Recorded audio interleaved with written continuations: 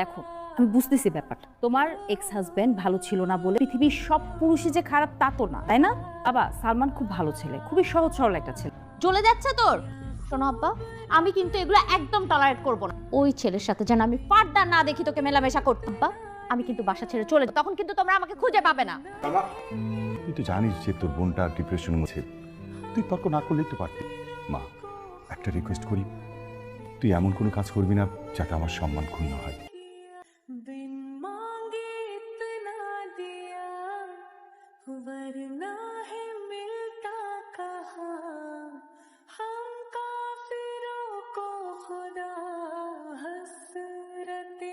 এটা দাও কেন?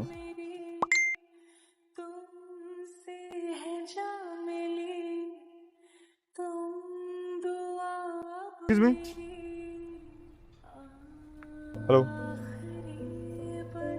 তুমি কি আমাকে অ্যাভয়েড করতেছো? কথা বলতেছো না? আমার পরিচিত কেউ আমার সাথে কারণ ছাড়া কথা না বললে ইট ফিলস ব্যাড।